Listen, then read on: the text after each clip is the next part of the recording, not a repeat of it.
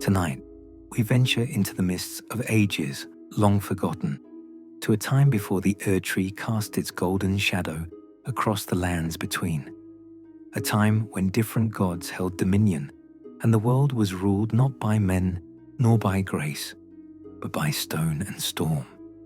Settle in, let the world beyond these words fade away. Tonight, we remember the forgotten. Tonight, we speak of dragons.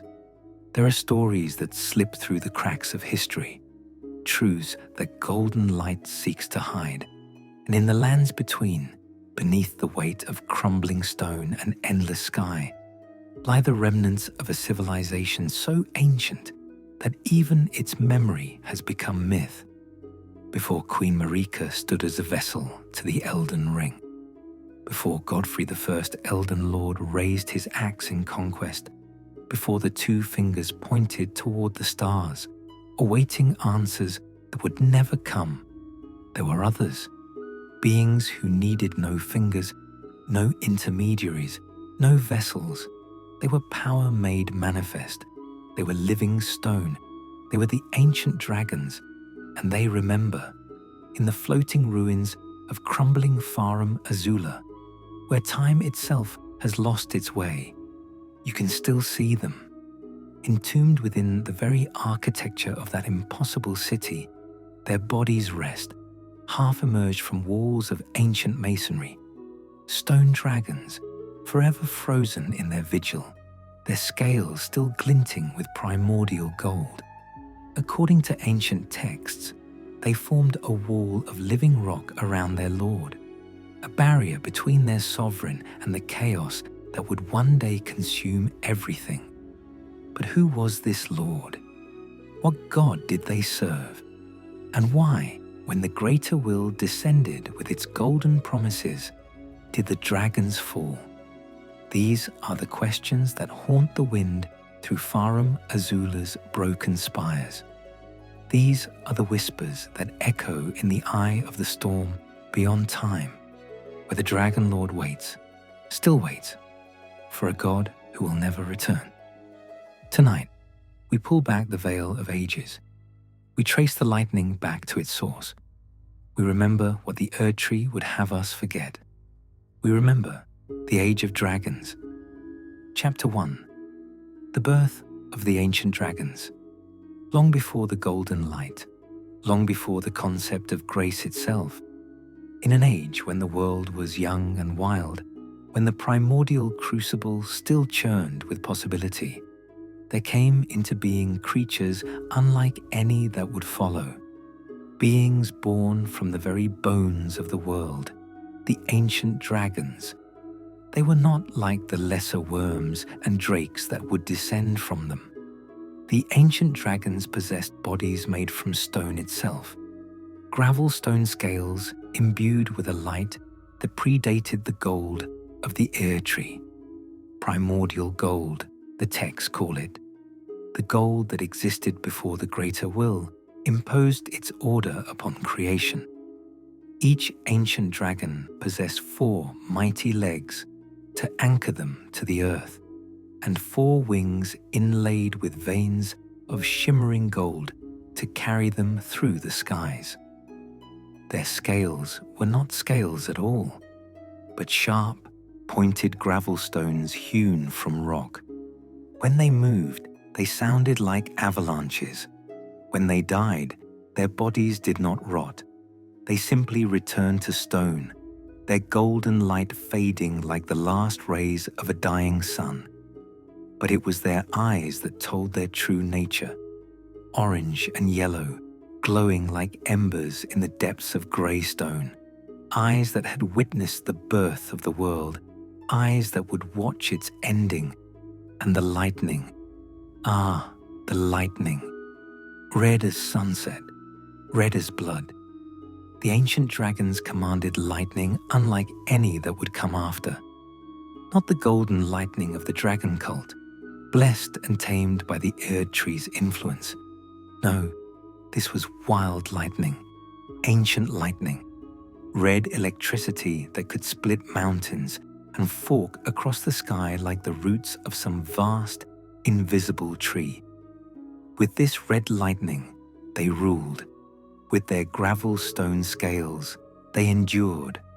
With their bodies of living rock, they were the closest things to immortal the world had ever known. And for an age beyond counting, they stood as lords of the lands between. But what is power without purpose? The ancient dragons did not exist in isolation.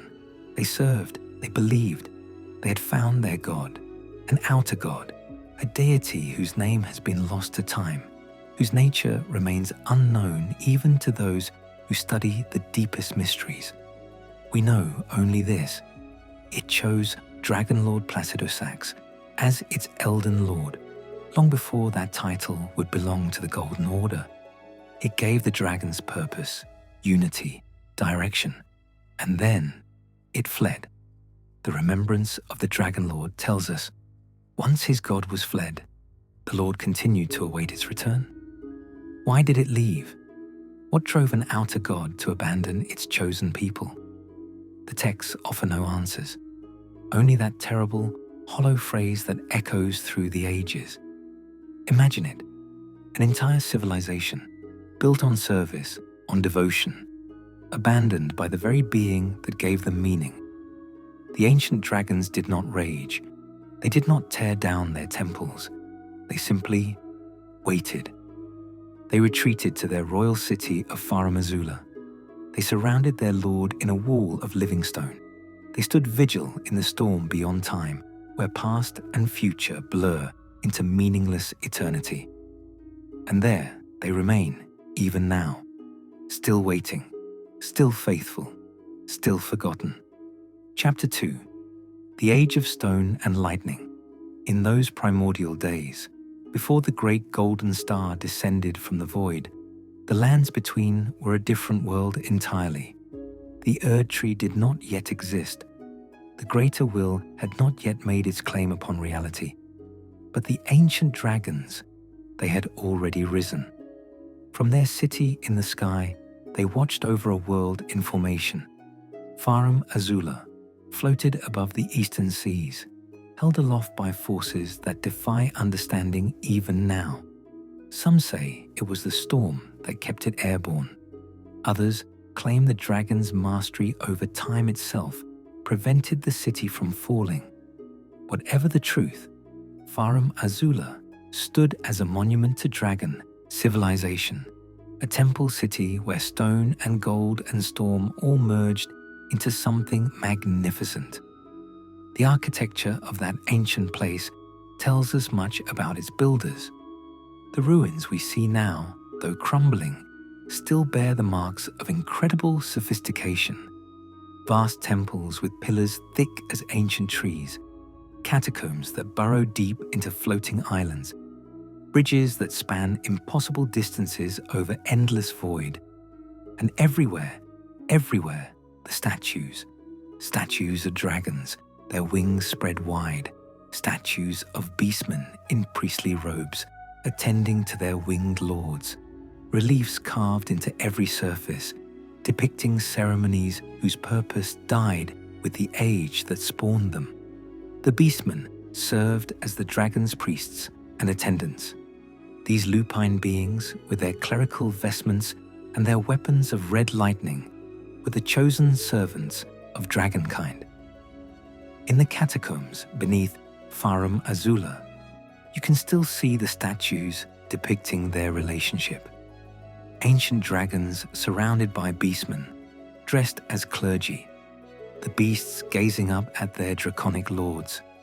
With their red lightning, the dragons maintained order. With their stone bodies, they anchored reality itself. They stood as a wall of living rock around their lord, yes, but also around the very concept of order that their absent god had established. Even when the god fled, the dragons remained. This was their order, not cruel, but absolute, not complex, but fundamental. The order of stone against chaos, of lightning against darkness, of permanence against the endless, grinding entropy that seeks to reduce all things to dust. And for ages uncounted, it held. The ancient dragons did not reproduce as other creatures do. They were too perfect, too permanent for such concerns.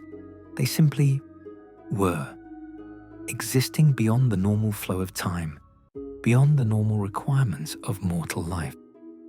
This would prove to be both their greatest strength and their ultimate weakness. For while they stood eternal and unchanging, the world around them continued to evolve. Other powers began to stir. Other gods cast their gaze upon the lands between, and eventually, inevitably, another order would rise to challenge the supremacy of stone and storm. But before that challenge came, there was stillness. The ancient dragons ruled from their sky city, watching over the world below with eyes that glowed like dying suns. They practiced their lightning arts, they maintained their vigils, they guarded their lord who waited for a god that would never return. They were masters of their domain, lords of an age that stretched back to the very beginning of things, and they did not know that their time was already running short. The ancient dragons were not merely beasts of legend, they were individuals. Among them walked Fortisax, called the mightiest boulder stone. A warrior without equal, Fortisax wielded red lightning, power that could pierce even the hardest stone. In the great war that would come, Fortisax would stand against the armies of gold. But that is a tale for later. Beside Fortisax stood Lanceax, the sister who would one day take human form to commune with mortal knights. Lanceax wielded a glaive of red lightning, a sweeping weapon that could clear battlefields. But Lanceax possessed something her siblings perhaps lacked: curiosity about the beings below. What must it be like to be so fleeting, to burn so bright for such a brief moment? These questions would lead Lanceax to make a choice that no ancient dragon had made before. But that too comes later. And then there was Gransax the Immense, a colossus among colossi, measuring 328 meters from snout to tail. Gransax wielded a spear modeled after a bolt of golden lightning, a weapon of such size and power that when thrown, it could shatter the walls of entire cities. But Gransax's story is also one of tragedy. We will speak more of Gransax when we come to the war. These three, among others, formed the vanguard of dragon civilization. They were the champions of their kind, flying through skies that had never known golden light, summoning storms and walking through lightning as easily as mortals walk through rain. But there were others in Farum Azula, dragons whose names have been lost, but whose bodies can still be seen, entombed in the architecture of that floating city. Warriors who gave themselves completely to the defense of their lord, allowing their stone bodies to merge with the very walls of the temples, becoming a literal barrier of living rock. Can you imagine such devotion, such absolute commitment, to give up even the freedom of movement, to become part of the structure itself, all to protect a being who served a god that had already abandoned them? Even now, in crumbling Farum Azula, you can see them, frozen in stone, halfway through walls, their golden light faded but not entirely gone, still standing guard, still waiting, still remembering the age when they ruled the world. Chapter 3. Placidusax, the eldest sovereign. At the heart of the storm beyond time, in a place that exists outside the normal flow of causality, there sits a throne. Upon that throne, curled in eternal repose, rests the greatest of all dragons, Dragon Lord Placidusax.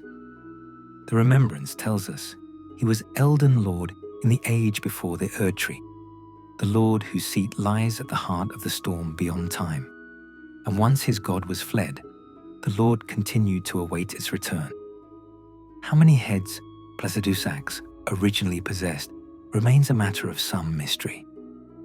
The Old Lord's talisman depicts him with 4 heads, yet when you encounter him, he has only 2. 3 heads have been torn away, leaving raw stumps. His wings are tattered, shredded by some terrible conflict. His stone scales bear the scars of ancient battle, wounds that will never heal because he has retreated beyond time itself. What could do this to a being of such power? What force could maim a dragon lord? We know the answer now, thanks to the memories preserved in the shadow of the Erdtree.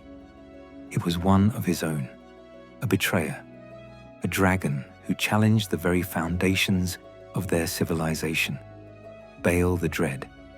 The betrayal happened in the deep past, after the dragon's god had fled.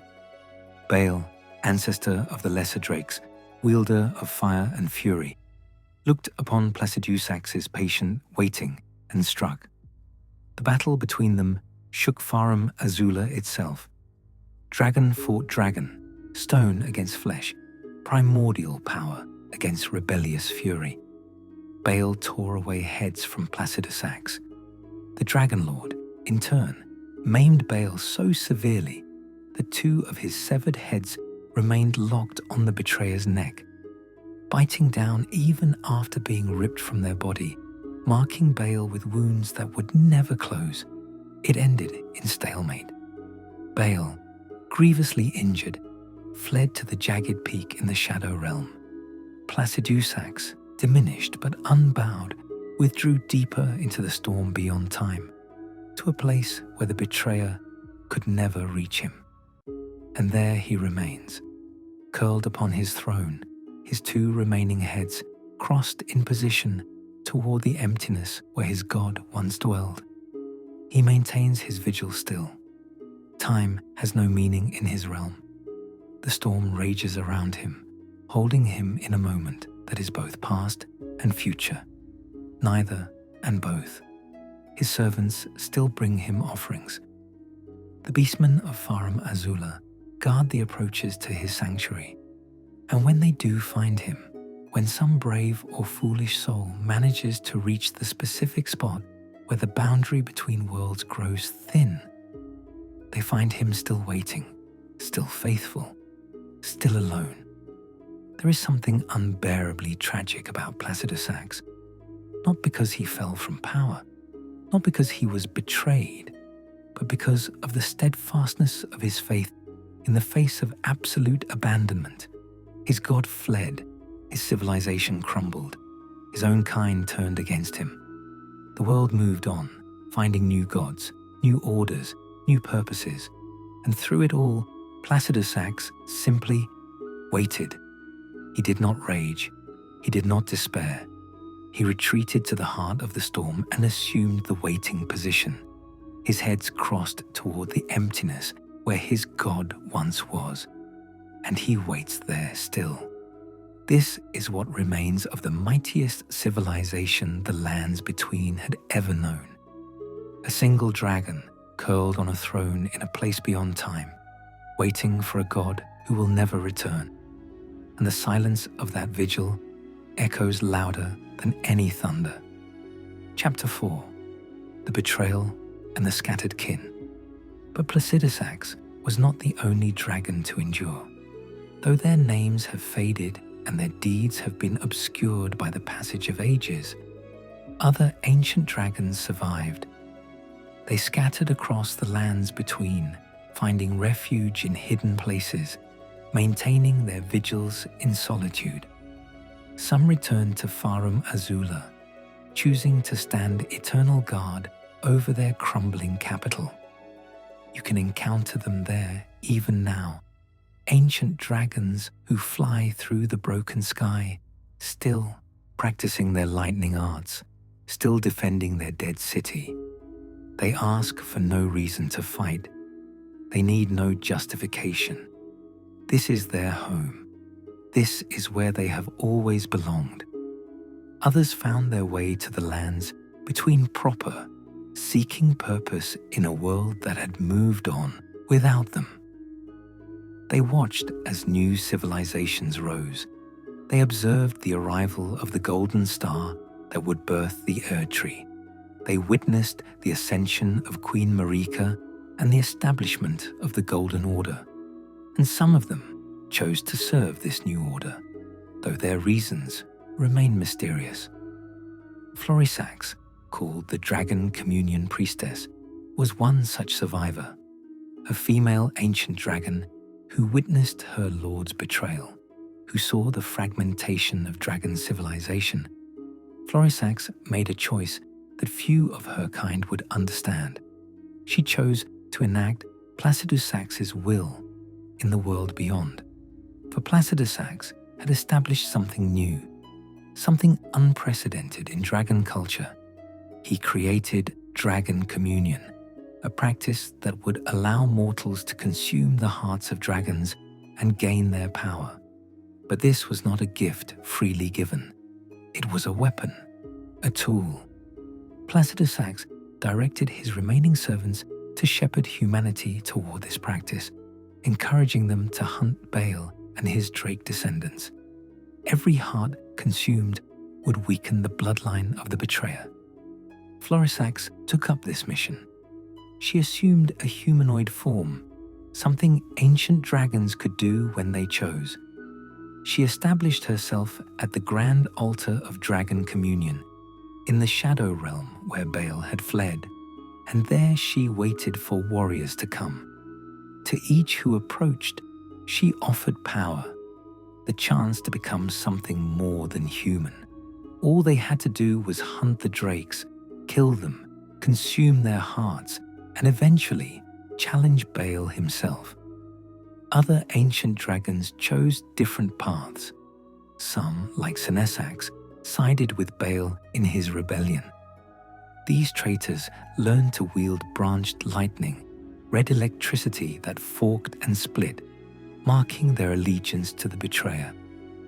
The red lightning pot description tells us, the ancient dragons who betrayed their lord to side with a tyrant were known for wielding branched red lightning. Others still maintained their solitary vigils in places of power throughout the lands between. They became guardians of specific locations, territorial beings who tolerated no intrusion. They forgot why they guarded these places. They forgot what they were waiting for, but they guarded nonetheless. The saddest were those who had already begun to change even before the fall of Farum Azula. Dragons whose stone bodies were eroding, whose immortality was fading. They could feel themselves becoming less than what they once were, diminishing. Some chose to end their vigils early. They flew high into the sky and dove toward the earth, allowing their bodies to shatter on impact, returning to simple stone. Others endured, growing older and weaker, their scales losing their luster, their lightning growing dim. They watched the world change and knew they were relics of an age that would never return. And in the depths of dreams and nightmares, in places where the border between life and death grows thin, some ancient dragons found a different kind of existence. Lich Dragon Fortisax would become the most famous of these, but that story belongs to a later age.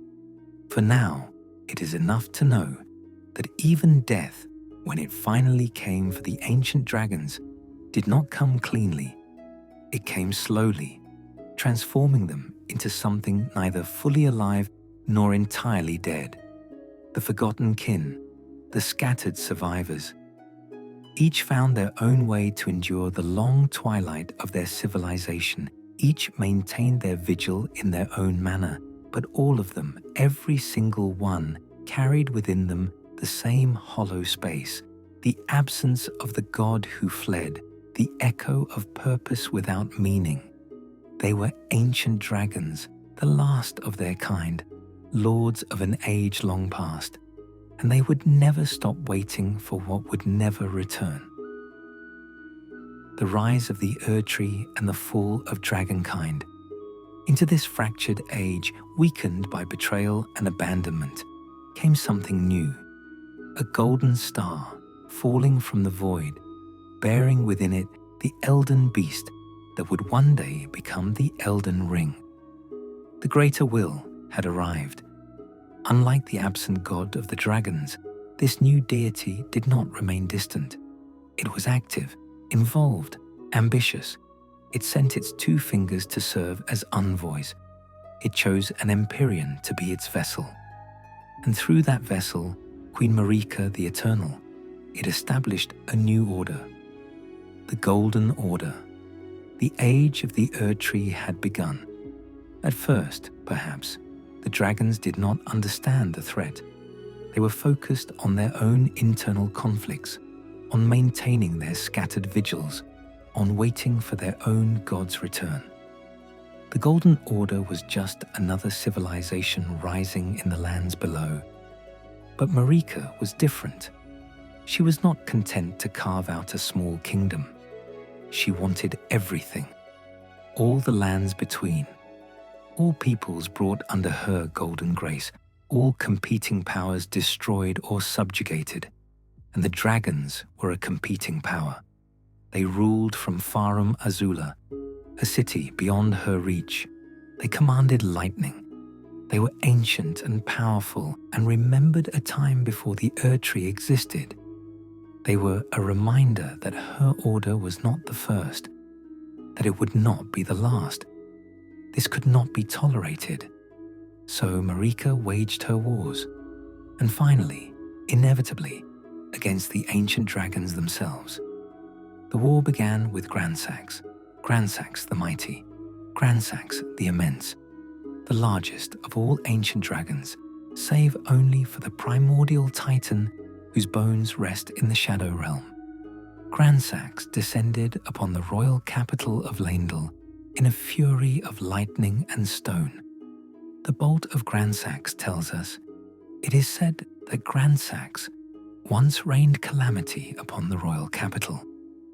His massive form blotted out the sun. His lightning spear split the very walls of the city. It was the only time in recorded history that Leyndell's walls fell. But even Gransax, mighty as he was, could not stand against an entire civilization. The armies of the Golden Order rallied. The knights developed new incantations to protect against dragon lightning.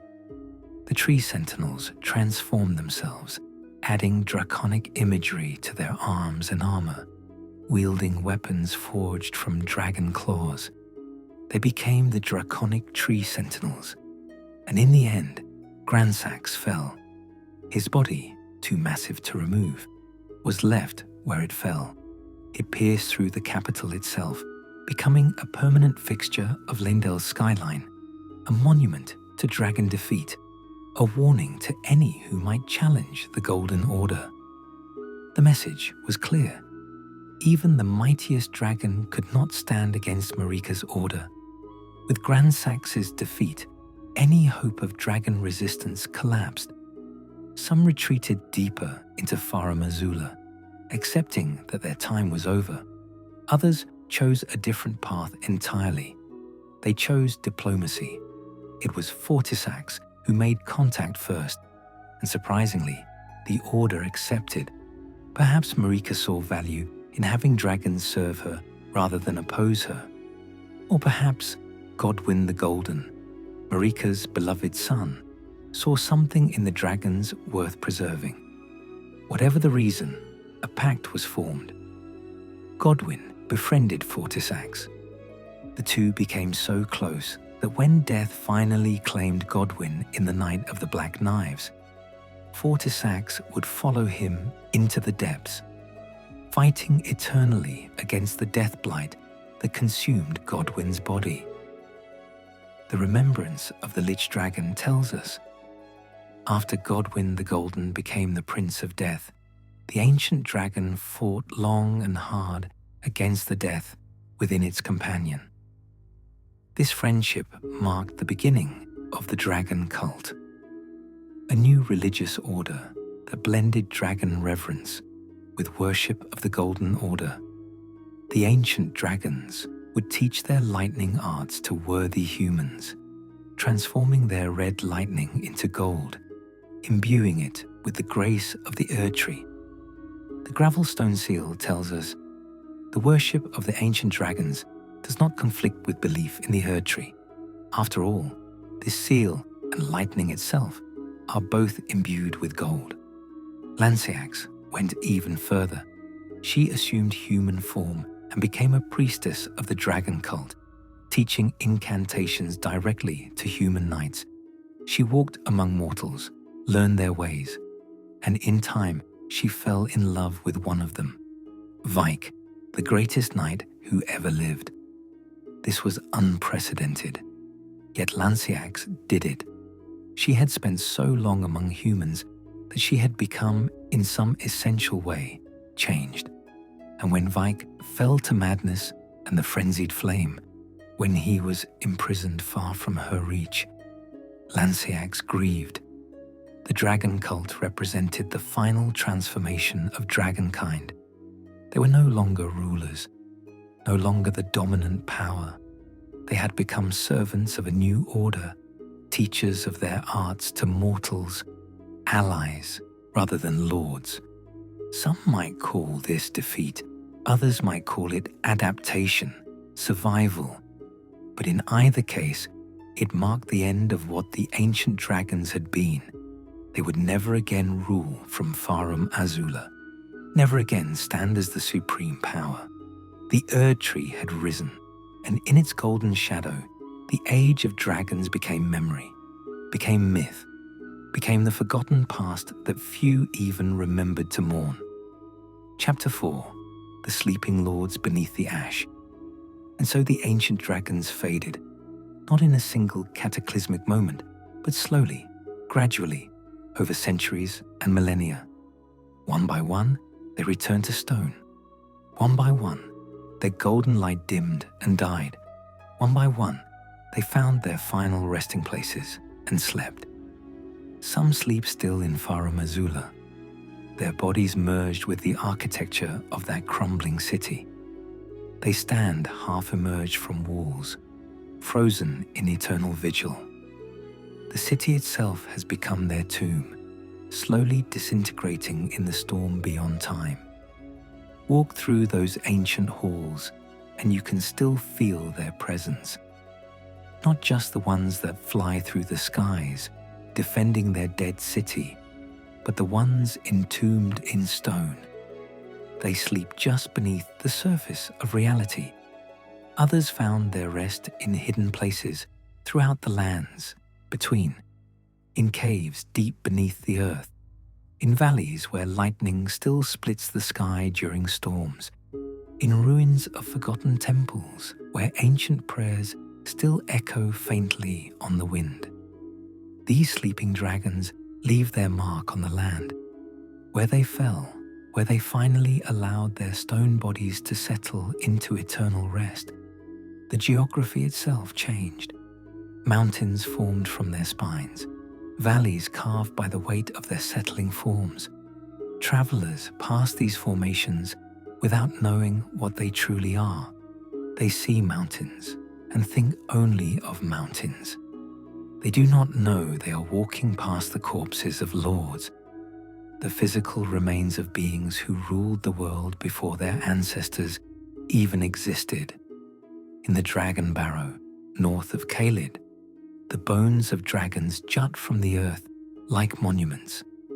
These are not ancient dragons, but their descendants, lesser worms who inherited diminished power, mortal lives, flesh that could rot, and bones that could break. But the true ancient dragons left no bones.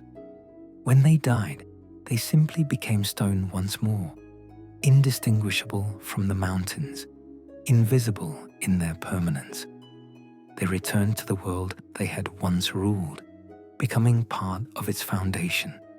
Some did not even die properly. They exist in states between life and death, neither truly gone nor fully present. Lich Dragon Fortisax embodies this tragedy. Having followed Godwyn into death, having fought the Deathblight, Fortisax became something neither living nor dead, a dragon sustained by death itself, existing as a spectre in the deepest roots of the Erdtree, defending Godwyn's corpse from an enemy that can never be defeated. This is Fortisax's eternity, fighting an unwinnable battle in defense of a friend who no longer exists, unable to rest, unable to die, unable to accept that the fight is over. And in the Shadow Realm, in that place between life and death, the dragons never truly died at all. Time moves differently there. Dragons who fell in the lands between might still fly in that realm of shadow, eternal and unchanging, trapped in a moment that never ends. But even there, they sleep. Even there, they wait. Even there, they maintain their vigils over places and purposes that have long since lost all meaning. The sleeping lords beneath the ash, the forgotten guardians of a forgotten age. They are everywhere and nowhere. They are stone and storm and fading light. They are the silence that follows thunder, the stillness after the dragon's roar. And they dream of the age when they were not forgotten, when their God had not yet fled, when their purpose was clear and their future certain. They dream of the age before the Erdtree, before the golden light, before everything changed. They dream of home. Chapter 6. Remnants of a lost divinity. Yet for all their fading, for all their fall, the ancient dragons left behind more than stone and silence. They left fragments of their power, pieces of their divinity that mortals would discover and use. The gravel stones, the ancient dragon, smithing stone, tells us it is a gravel stone, said to be the scale of the ancient dragon lord, thought to be imbued with power that cannot be demonstrated in the lands between, and can thus only be used for final smithing, said to lightly twist time, allowing the creation of a weapon capable of slaying a god. These fragments of ancient dragon scales became objects of reverence and power. Each stone carried within it a fragment of the lightning that once split the sky. Each piece retained some measure of the permanence that characterized its source. Warriors who wielded weapons enhanced with these stones found their blades imbued with dragon power. They could call lightning with their strikes. Their weapons never dulled, sustained by the same permanence that had allowed ancient dragons to endure for ages uncounted. The ancient dragon's smithing stones, rarest of all, came from the heartstones of ancient dragons, the cores where their essence was most concentrated. Then there were the dragon cult prayer books, texts that contained the incantations developed through the alliance between Godwyn and the ancient dragons. These prayers represented a fusion of dragon lightning and golden grace, red electricity transformed into gold. Learning these incantations required more than mere study.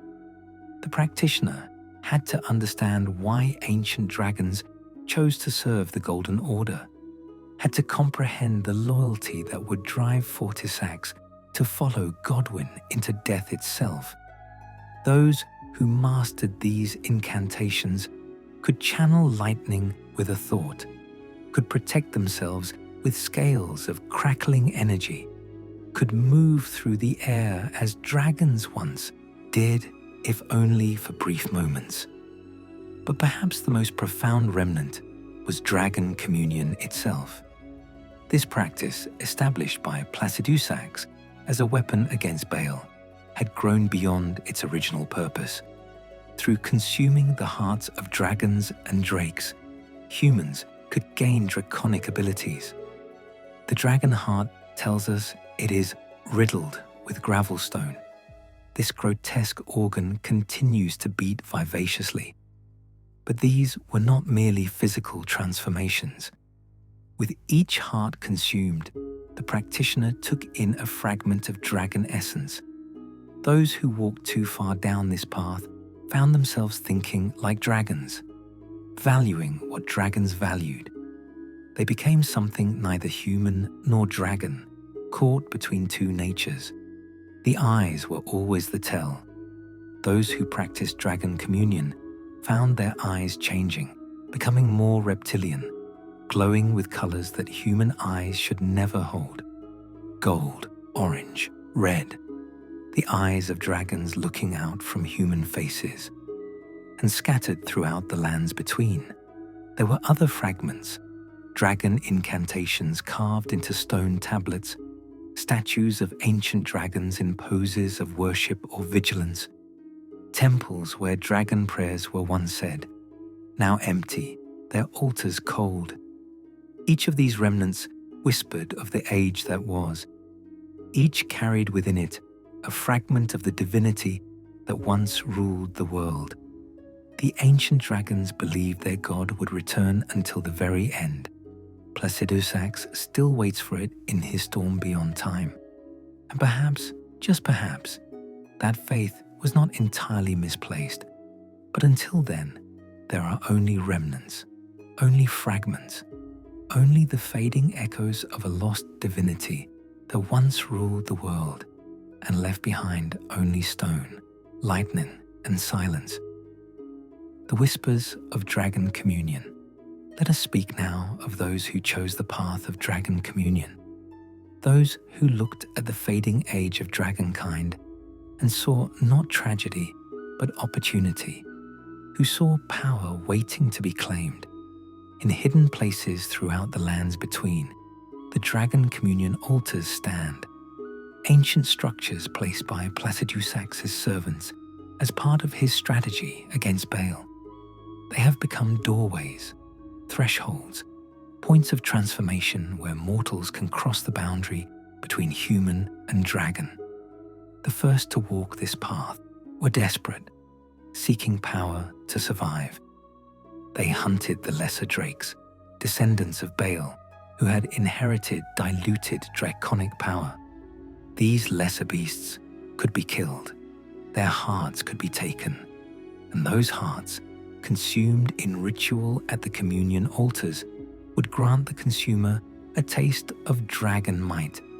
At first, it was intoxicating, the surge of power as dragon essence flowed into human veins, the sensation of flames building in the throat, the crackling of electricity across the skin. But the transformation did not stop with power. With each heart consumed, humanity slipped further away. The communion practitioners began to see the world differently. Their bodies changed. Scales appeared on their skin. Their eyes shifted color, taking on the golden or orange hue of draconic sight. Their teeth sharpened. Their nails became claws. And still they consumed. Still they hunted. Because with each heart, the hunger for the next grew stronger. Some practitioners embraced this transformation. These zealots pushed further down the path than any should go, consuming dozens of hearts. The magma worms represent the tragic endpoint of this transformation. The magma worm's scaleswood tells us, "It's said these land-bound dragons were once human heroes who partook in dragon communion, a grave transgression for which they were cursed to crawl the earth upon their bellies, shadows of their former selves." Once human, once practitioners of dragon communion who pushed too far, they became twisted mockeries of dragons, serpentine beasts that crawled through lava, wielding massive swords in partially human hands, their forms a grotesque fusion of man and drake. They retain fragments of their human consciousness, enough to remember what they had been, enough to understand what they had become, but not enough to change back. This was the dark secret of dragon communion. Yes, you could gain dragon might. Yes, you could breathe fire and summon lightning. Yes, you could become strong enough to challenge gods. But you would lose yourself in the process, piece by piece, heart by heart. Yet still they came. Still they chose this path, because the alternative was remaining powerless in a world where power was everything. Florisax, the dragon communion priestess, watched them all. Every warrior who came seeking power, she offered the ritual. She spoke the words. She enabled their communion. In the shadow realm, at the grand altar of dragon communion, she waited still. The greatest altar, the one built from the bones of a dragon so ancient and massive that it dwarfed even Gransax. The rock heart found there tells us, heart consumed in the ancient original form of dragon communion, used while disrobed to turn one's human flesh into an ancient dragon. The change cannot be undone except by death. Some sought exactly that. They did not see this as tragedy. They saw it as becoming something greater. They embraced the transformation. They welcomed the loss of humanity. The whispers of dragon communion carried across the lands between, on wind and lightning. Power without measure, they said. Strength beyond mortal limits. Transcendence. Becoming more than you were born to be. But the whispers never mentioned the cost. Never spoke of the hunger that never ends. Never warned about the slow erasure of self that comes with each heart consumed. The ancient dragons were fading. Their age was over. And those who tried to claim their power discovered that you cannot bring back a dead age by consuming its remnants. Chapter 7. Baal and the Jagged Peak. In the Shadow Realm, atop the Jagged Peak, there dwells a tyrant, a dragon who refused to wait, who looked upon Placidusax's patient vigil and saw only weakness, who struck at his own lord and shattered the unity of dragonkind forever. Baal the Dread.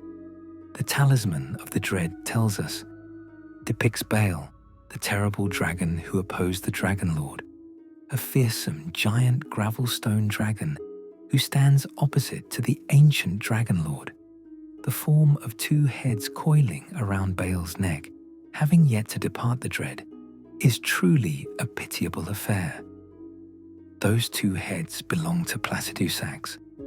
Torn from the Dragon Lord's body during their terrible battle, they remain locked on Baal's neck, biting down even in death.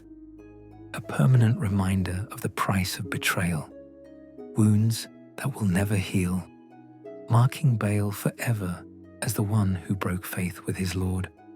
But Baal was different from the other ancient dragons.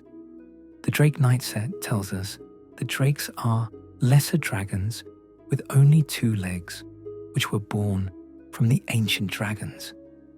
Baal was their progenitor. He had only 2 legs, using his wings as forelimbs. His body was not entirely stone, but a fusion of flesh and rock. And he wielded not just lightning, but fire, terrible fire that could melt even gravelstone scales. Perhaps this is what drove him to rebellion. Being so different, so other than the perfect ancient dragons. Perhaps he looked at Placidusax sitting on his throne and thought, why should we wait when we could act? Why should we serve when we could rule? Whatever his motivation, the result was the same. Betrayal, violence, the shattering of dragon unity. Baal gathered followers, ancient dragons who had grown weary of waiting. Dragons who looked at the changing world and saw opportunity rather than maintain the old ways. These traitors learned to wield branched lightning, electricity that forked and split, marking them as oath breakers. And when they were ready, Baal challenged Placidusax directly. The battle defied description.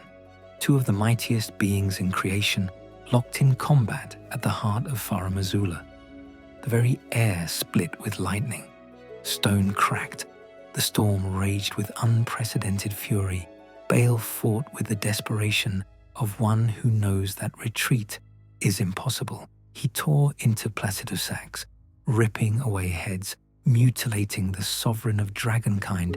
But Placidusax was not so easily defeated. Even wounded, he was still the Elden Lord chosen by an outer god. He fought back with righteous fury. He maimed Baal terribly, tore off limbs, shattered wings, left wounds that would never heal. And in a final act, two of Placidusax's severed heads remained locked on Baal's neck, forever marking the betrayer. The battle ended in stalemate. Both dragons too wounded to continue. Baal fled, gathered his remaining followers, and retreated to the jagged peak in the Shadow Realm, a place of volcanic fury where he could nurse his wounds and maintain his defiance. Placidusax withdrew to the storm beyond time, and with both of them gone, dragon civilization began its final collapse. The betrayal had shattered the unity that held their kind together. The ancient dragons scattered. Some retreated to Farum-Azula. Others flew to distant corners of the lands between. Still others simply faded. The age of dragons had not ended with invasion. It had ended from fracture within. And Baal, wounded and defiant, would spend ages atop his volcanic peak, consuming the hearts of his own descendants to maintain his power, hunted by mortals, empowered by Placidusax's vengeful dragon communion. The heart of Baal tells us, heart wrested from Baal the Dread, hewn from stone, and yet still partially living. Even now, even after all this time, Baal endures, still defiant, still refusing to submit, still maintaining his rebellion against a lord who has long since retreated beyond his reach. There are no victors in that ancient battle, only survivors, only scars, only the long, slow twilight of a civilization that once ruled the world. Chapter 8: The Dragon Cult and the Golden Alliance. But not all dragons chose to fade or rebel. Some chose a third path, a path that would have been unthinkable in the age before Baal's betrayal. They chose to serve the Golden Order. After Gransax's attack on Leyndell and his subsequent defeat, the remaining ancient dragons faced a choice. They could continue to resist the rising power of the Erdtree and face extinction. Or they could adapt, could find new purpose in service to a new order. Fortisax made contact first. The mightiest Boulder Stone, warrior without equal, approached Godwyn the Golden, and against all expectation, a friendship formed. The ancient dragon prayer book tells us, during the war against the dragons, Godwyn the Golden befriended the ancient dragon Fortisax. This friendship formed the basis for the dragon cult. It was unprecedented. A dragon and a demigod forming genuine bonds across the vast gulf that separated their kinds. But Fortisax saw something in Godwyn. Perhaps nobility, perhaps kindness, perhaps simply the possibility of purpose in an age where the old purposes had all faded. And when Godwyn fell, when the assassins struck him down in the night of the Black Knives, when the Prince of Death was born and death blight began to consume his body, Fortisax did not abandon his friend. The remembrance of the Lich Dragon tells us, after Godwyn the Golden became the Prince of Death, the ancient dragon fought long and hard against the death within its companion, but was itself corrupted by death in the process. Fortisax followed Godwyn into death itself, descended into the deepest roots of the Erdtree, where Godwyn's body lay. And there, in eternal darkness, the dragon fights still, fighting the deathblight that consumes Godwyn, fighting an enemy that cannot be defeated, fighting because that is what you do for those you have sworn to protect. This is what the friendship meant to Fortisax. Not an alliance of convenience, not a political arrangement, but a bond so deep that even death could not sever it. The dragon cult that formed from this friendship represented a new synthesis. Dragon worship blended with reverence for the Erdtree, ancient lightning arts transformed by golden grace, red electricity becoming gold. The gravelstone seal tells us the worship of the ancient dragons does not conflict with belief in the Erdtree. After all, this seal and lightning itself are both imbued with gold. Lanciax became a priestess of this new order. She taught incantations to human knights. She walked among mortals, learning their ways, sharing dragon wisdom. The ancient dragon's lightning strike tells us the ancient dragon Lanciax once took on the form of a human to commune with the knights as a priestess of the ancient dragon cult.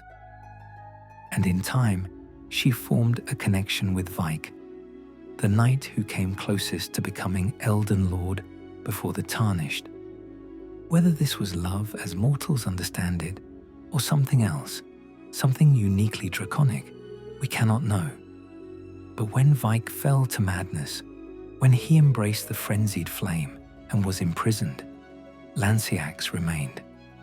The Lanciax's glaive tells us, after Vike was imprisoned beneath the capital, Lanciax lamented and deemed herself a failure as a priestess. She deemed herself a failure, not because she lost a student or an ally, but because she could not save him. Because whatever bond they had formed, it was deep enough that his fall affected her in ways that ancient dragons were never meant to be affected. The dragon cult flourished for a time. Knights learned to wield golden lightning. They gained dragon-touched abilities while maintaining their humanity.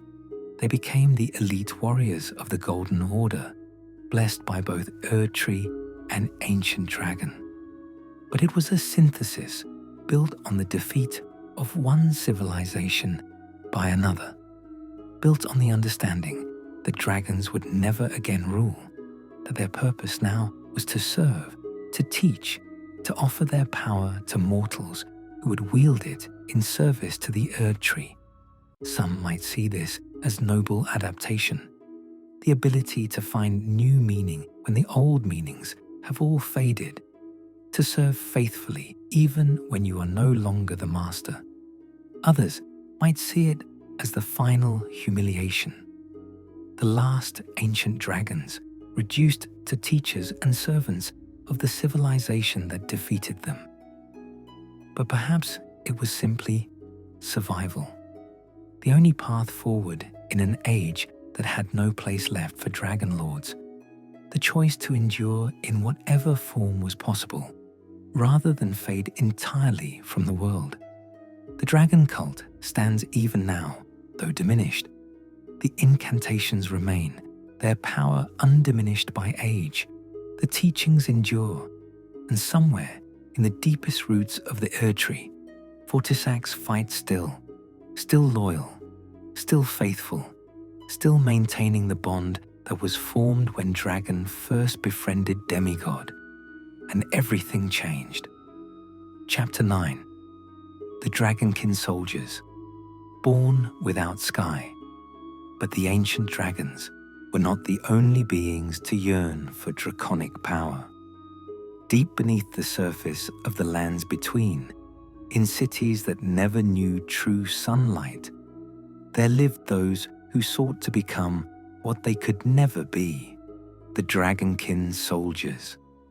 In the eternal cities of Nokron and Noxtella, civilizations flourished underground.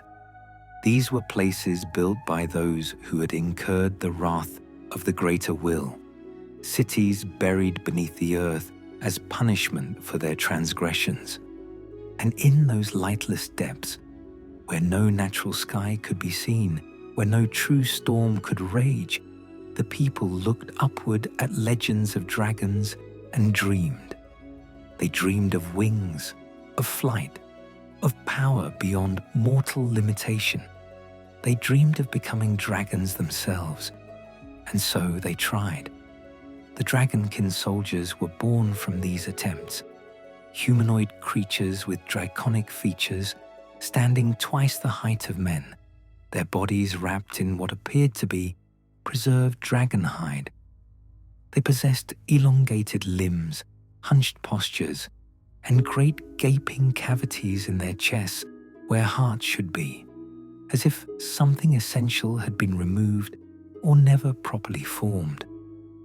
They wore minimal armor and red and black capes with golden embroidery, remnants of the dignity they once possessed.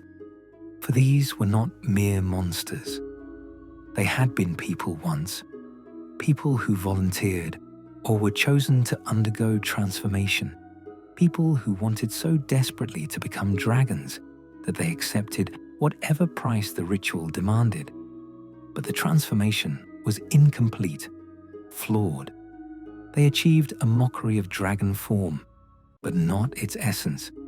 The item description tells us plainly, the dragonkin were born in the eternal city, where they knew no true sky, nor true lightning. This is the key to their tragedy. The ancient dragons commanded red lightning that split the heavens. The dragon cult wielded golden lightning blessed by the Erdtree. But the dragonkin soldiers, born in darkness, beneath the earth, in cities cut off from the natural world, could wield only ice lightning, frozen electricity, a pale imitation of true dragon power, beautiful in its own way but fundamentally different, fundamentally lesser. And they knew it, in their movements, in their attacks, in the way they spread their wings during their transformations. You can see the longing. They fight with desperation, with a hunger that can never be satisfied, because they achieved the form without achieving the nature. They became dragon-like without becoming dragons. The dragonkin soldier ashes tell us their fate. Alas, the dragonkin soldiers never attained immortality and perished as decrepit, pale imitations of their skyborn kin. Pale imitations. That is what they remained. No matter how perfectly they mimicked dragon movements, no matter how much ice lightning they summoned, no matter how impressive their wings appeared when they sprouted them in the heat of battle, they were still mortal, still trapped in bodies that would decay, still bound to earth rather than truly mastering sky. You can encounter them in several places. One guards an ancient throne in Noxtella, beneath the eternal city, a solitary vigil over something long forgotten. When you approach, it transforms, spreading wings that crackle with frozen lightning, fighting with all the fury of one who knows they are incomplete. Another lurks in the Lake of Rot, that terrible place of scarlet decay. Fighting it there becomes doubly tragic as the dragonkin soldier stands in that poisonous mire, a failed attempt at transcendence, trapped in a place of ultimate corruption. Even dragons fled from the scarlet rot. But this being, this mockery of dragonhood, remains. Perhaps it has nowhere else to go. Perhaps it no longer remembers why it fights. There are spectral versions as well, appearing in the consecrated snowfield. Ghosts of dragonkin soldiers, suggesting that even in death they cannot rest. Even as spirits, they maintain their incomplete forms, their frozen lightning, their desperate imitation of the beings they wanted to become. The people of the eternal cities committed many transgressions against the greater will. They attempted to forge a Lord of Night, to rival the Golden Order. They delved into forbidden star magic. They sought to control fate itself. But perhaps their saddest transgression was this: the creation of beings trapped forever between two natures, belonging fully to neither, their existence a constant reminder of aspirations that exceeded their reach. The Dragonkin soldiers stand as monuments to the dangers of forced transformation, of trying to claim power that was never meant for you, not through growth, not through communion, not through alliance, but through artificial creation, through ritual and manipulation and desperate hunger for something you can never truly possess. They knew no true sky. They wielded no true lightning. They achieved no immortality. And in their failure, they whisper the same lesson as so many other tragedies in the lands between. You cannot force transcendence. You cannot steal divinity. You cannot become what you are not simply by reshaping your flesh into its image. The ancient dragons were born from stone and gold and primordial power. They were dragons from the moment of their existence. They needed no transformation because transformation was their nature. They simply were.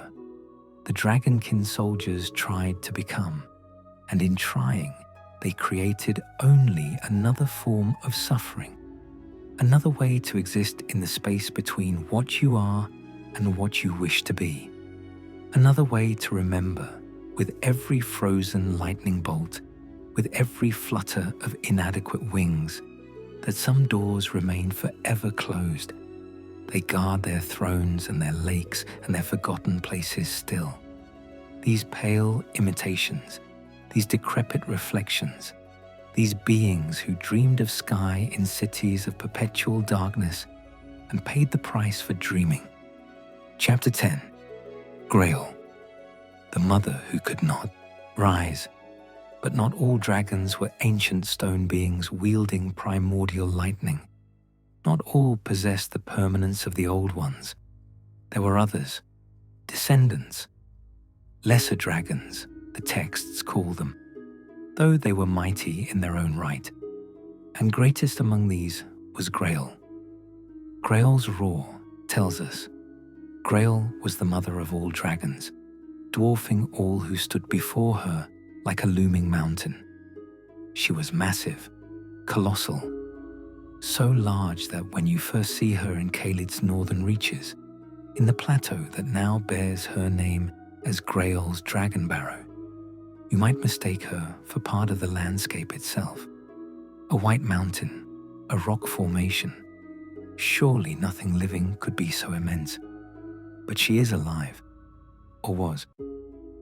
The line between the two has grown thin for Grail.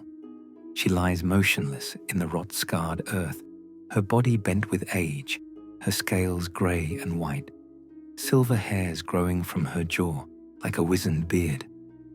6 lesser dragons surround her, their eyes glowing red with vigilance, guarding their mother who can no longer guard herself. What happened to Grail? How did the mother of dragons come to this state? The answer lies in Caelid itself, in the scarlet rot that has consumed this entire region. The rot is the result of Melania's desperate gambit during her battle with Starscourge Radan. Unable to defeat her half-brother, she released the rot she had contained within herself, transforming Caelid into a nightmare of decay and corruption. The dragons fled. Those who could escape the spreading rot took wing and scattered across the lands between. But Grail, perhaps already ancient beyond measure, perhaps already weakened by age, could not flee. Or perhaps she chose to remain, unwilling to abandon the plateau where she had made her nest. And so the rot claimed her, not with death, but with something worse. It robbed her of movement, of the ability to rise, to fly, to protect her children as a mother should. She lies now in eternal stillness, capable only of roaring, of letting loose fearsome sounds that can weaken enemies, but cannot save her offspring from those who would harm them. Her children have formed a life bond with her. The 6 lesser dragons that guard Grail share her vitality. When one of them falls, Grail feels it. Damage to them is damage to her. Kill all 6, and Grail herself will perish, her massive heart finally giving out when the last of her children dies. This creates a terrible choice for those who encounter her. Do you leave Grail in her suffering, trapped in a body that has become a prison? Do you mercifully end her existence by slaying her guardians? Or do you strike at Grail directly, killing her while her children watch, helpless to prevent it despite all their vigilance? There is no good answer, only tragedy, only the slow, grinding horror of watching a being of such majesty reduced to immobility and suffering. Grail represents something important in the hierarchy of dragonkind. She is described as the mother of all dragons, though Japanese texts suggest she was a great mother of dragons rather than the literal mother of every dragon that exists. Regardless, her importance is clear. She is matriarch, progenitor, the link between the ancient dragons of stone and primordial gold, and the lesser dragons of flesh and mortal limitations. For unlike the ancient dragons, Grail's children can die, can truly die, not return to stone and sleep for ages, but cease to exist entirely. Their flesh rots, their bones remain. They are mortal, and mortality makes them vulnerable in ways their ancient predecessors never were. This is what the ancient dragons lost when they sacrificed their stone forms. This is what it meant for their descendants to be born with flesh instead of gravel stone scales. Power and beauty, yes, flight and fire and terrible majesty, but also vulnerability, also the ability to be wounded beyond recovery, also death. Grail embodies both the glory and the tragedy of this new breed of dragonkind. Her size rivals even some ancient dragons. Her power, in her prime, must have been formidable. The entire northern plateau of Caelid bears her name, testament to her significance. Dragon Barrow, the place where dragons made their nest after fleeing the Scarlet Rot. But now, she lies motionless. Now she cannot rise. Now she is a mountain that was once a dragon, trapped in the space between life and death, unable to fulfill her role as mother and protector, able only to watch as her children defend her from threats she can no longer face. When you defeat Grail, you gain access to her roar as an incantation. It transforms the caster into a dragon to emit a terrible sound, reducing the attack power and defense of nearby enemies. It is her power preserved in prayer, allowing others to channel what she can no longer use herself. But is this preservation or theft, honor or violation? The questions haunt the encounter. Everything about Grail asks uncomfortable questions about power, about age, about the price of survival, and about whether mercy sometimes looks like ending rather than preserving. The lesser dragons that surround her, her children with their red eyes and fierce devotion, they know. They know their mother cannot rise. They know she suffers. They know that every day she lies, there is another day of indignity for one who should command the skies.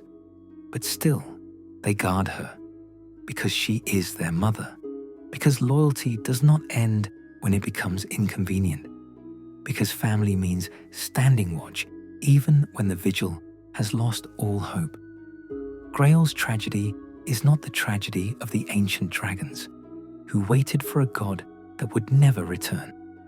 Her tragedy is more immediate, more visceral.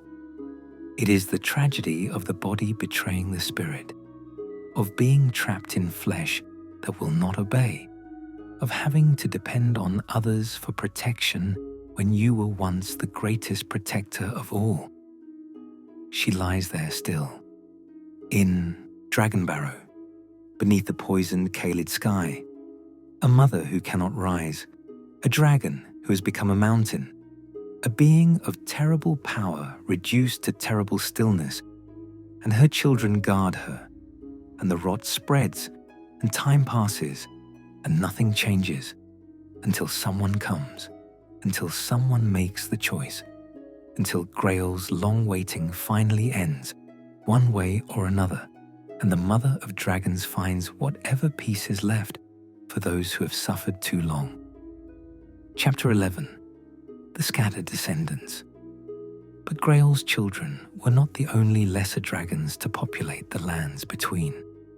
As the age of ancient dragons faded, as stone gave way to flesh, as primordial gold became merely gold, a new generation of dragons spread across the realm.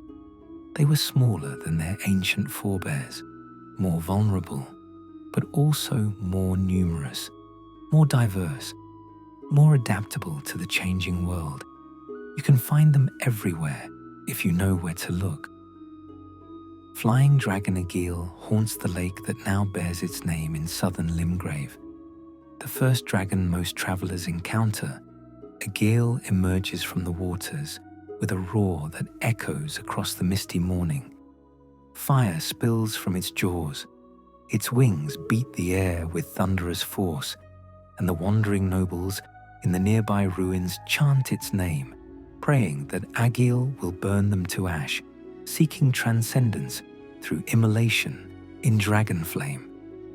This is what dragons have become in the current age, not distant lords in floating cities, but present forces that mortals can encounter, can worship, can even, with enough courage or foolishness, challenge directly. Flying Dragon Grail guards the Great Bridge south of the Bestial Sanctum in the far northern reaches of Caelid.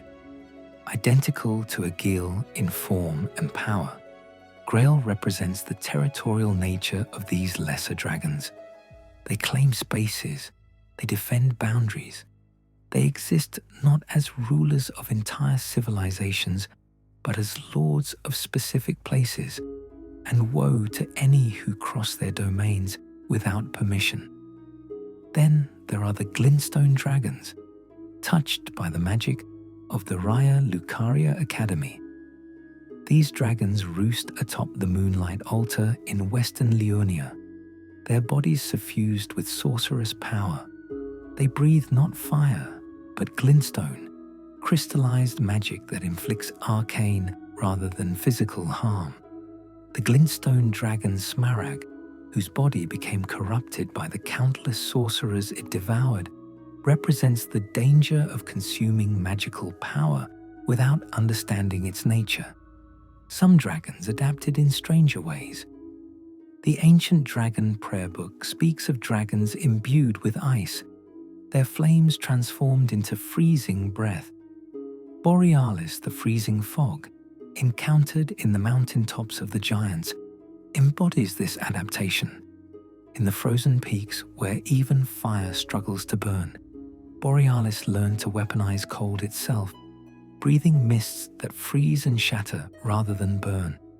And then there's Exyx, both in its living and decaying forms. The decaying Exyx you encounter in Caelid has been touched by the scarlet rot, its body corrupted, its flames tainted. It has become a dragon of pestilence, spreading disease with every breath. This represents perhaps the saddest fate for dragonkind, not just to fall, but to be corrupted, to become vectors of the very forces they once stood against. Each of these dragons can be defeated. Their hearts can be consumed through dragon communion. Their power can be claimed by mortals brave or desperate enough to hunt them. This too marks the difference between the current age and the age of ancient dragons. The stone lords of Farum Azula were beyond mortal reach, untouchable, eternal. But these flesh and blood descendants, they can be killed. Their power can be stolen. They have become resources rather than rulers, prizes to be claimed rather than gods to be revered. Some embrace this new relationship with humanity. Through the dragon cult, through alliances with the Golden Order, some dragons found purpose in teaching rather than ruling, in sharing their power willingly rather than having it taken by force. But others simply died, alone, unmourned, their bodies left where they fell, slowly returning to the earth from which they came. No stone monuments, no eternal vigils, just bones whitening in the sun, eventually buried by wind-blown sand or overgrown by creeping vegetation, until nothing remains but the faintest traces that dragons once flew these skies. This is the fate of flesh. This is what mortality means. The ancient dragons endured for ages, but they paid for that endurance with isolation from the flowing, changing, vital world. These lesser dragons lived more briefly, more intensely, more connected to the cycles of life and death that characterized mortal existence. Were they diminished or simply different? The ancient dragons were stone and lightning and eternal waiting. These lesser dragons were fire and blood and fierce, brief glory. Each reflects a different understanding of what it means to be a dragon. Each carries a different portion of the ancient inheritance. And perhaps, in their diversity, in their scattered presence across the lands between, in the way they adapted to different environments and different challenges, these lesser dragons represent not decline, but evolution. Not the fading of dragonkind, but its transformation into something that could survive in a world that had moved on from the age of stone and storm. They fly still, in Limgrave and Caelid, in Leonia and the mountaintops, in the hidden places and the open skies. They are not ancient dragons. They will never be ancient dragons. But they are dragons nonetheless, and that, perhaps, is enough. Chapter 12, when the last roar fades. And so we come to the end of our journey through the Forgotten Age. We have walked through the ruins of Farum Azula.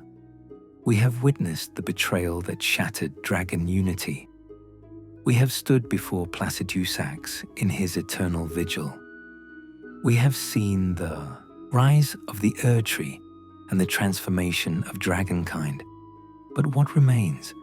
What legacy do the ancient dragons leave behind? In the deep places of the world, where stone remembers its origins, you can still feel their presence, not as living beings, but as echoes, as impressions left on reality itself. The ancient dragons existed for so long, ruled with such authority, that they left marks on creation that can never be fully erased. Every thunderstorm carries a whisper of their lightning. Every mountain holds fragments of their bodies. Every moment of unwavering loyalty, every act of service without expectation of reward, echoes what the ancient dragons were. They were not kind. They were not gentle. But they were constant. They were true. When they gave their word, they kept it. When they chose a purpose, they maintained it. When they swore service, they served forever. This is their legacy. Not power, not monuments, but the example of what it means to remain faithful when faith itself seems meaningless. To continue the vigil when no one remembers what you're guarding. To maintain service when the one you serve has abandoned you. Placidusax sits still in his storm beyond time, his remaining heads crossed toward the emptiness where his god once was. He has waited there for ages beyond counting. He will wait there for ages more. Why does he wait? Because waiting is what he does. because his God told him to wait. Because faith, once given, is not something dragons take back simply because circumstances change. This is both nobility and tragedy, the greatest strength and the fundamental weakness of dragonkind. They could not adapt quickly, could not change easily, could not accept that their time was over and move on without struggle. And so they faded, and so they fell, and so they passed into memory and myth, until even the memory became unclear, until all that remained were fragments, stones, lightning, silence. But perhaps there is wisdom in their example still. In this age of the shattering, when gods war against gods, when every oath is broken and every loyalty proves false, perhaps the example of the ancient dragons has never been more relevant. They show us what it looks like to maintain faith when faith brings only suffering, to continue serving when service brings no reward, to wait with patience that spans ages, not because you expect your waiting to be rewarded, but simply because waiting is what you have chosen to do. There is purity in that, a kind of honesty. They did not serve hoping for benefit. They did not maintain their vigil expecting praise. They simply served, simply waited, simply remained true to what they were. Perhaps their God will never return. Probably it won't. The outer God that fled has been gone for so long that it might have been destroyed or transformed, or simply forgotten the realm it once ruled. Placidusax's vigil may truly be eternal. His waiting may never end. But that does not make the Tsar waiting meaningless. Meaning is not something that comes from outcomes. Meaning is something we create through our choices, through our commitment, through the things we decide matter even when the entire world insists they don't. The ancient dragons decided their God mattered, their Lord mattered, their purpose mattered, and they held to that decision through betrayal and abandonment and the rise and fall of entire ages. The storm still rages beyond time. Placidusax still waits. Fortisax still fights death itself in the depths of the Erdtree. The ancient dragons entombed in Farum Azula's walls still stand vigil, even though they cannot move, even though their vigil lost all purpose ages ago. They endure, they persist, they remain, and in their remaining, they whisper to us across the ages. They tell us that endings are not failures, that being forgotten does not mean you are worthless, that even when your entire civilization crumbles, even when your God abandons you, even when everything you built turns to dust, you can still choose to remain true. Not because someone will reward you, not because history will remember you, not because it will change anything, but because that is what you chose to be. And nothing, not time, not death, not even the indifference of the gods themselves can take that choice away from you. The age of dragons is over. The Erdtree rules now, or what's left of it does. New ages will come after this one. Civilizations will rise and fall. Gods will arrive and depart. The lands between will be transformed again and again. But somewhere, in the storm beyond time, a dragon still waits, still believes, still maintains faith in a return that will never come. And perhaps, in the end, that is enough. The night grows deep now. The tale is told. The forgotten dragons have been remembered, if only for this brief moment. Tomorrow they will be forgotten again. Tomorrow, the world will continue without them. Tomorrow, the Erdtree or whatever comes after, it will cast its shadow, and their age will remain buried in the past. But for tonight, we have walked with them. We have seen their glory and their fall. We have witnessed their faith and their abandonment. We have understood, if only for a moment, what it meant to be the lords of an age that time itself has forgotten. And so the first lords of the world sleep still beneath the weight of time and flame. Their voices echo faintly, in thunder, in memory, in dreams, and the night endures, eternal and still. Thank you for joining me in this journey through the forgotten age of dragons.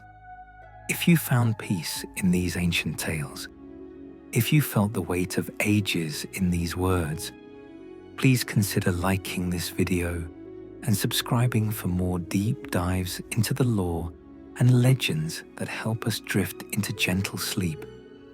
Until next time, fellow dreamers, may your own vigils be peaceful, and may your rest be deep, and may you find stillness as the dragons finally found stillness in the deep stone silence of a long night's sleep.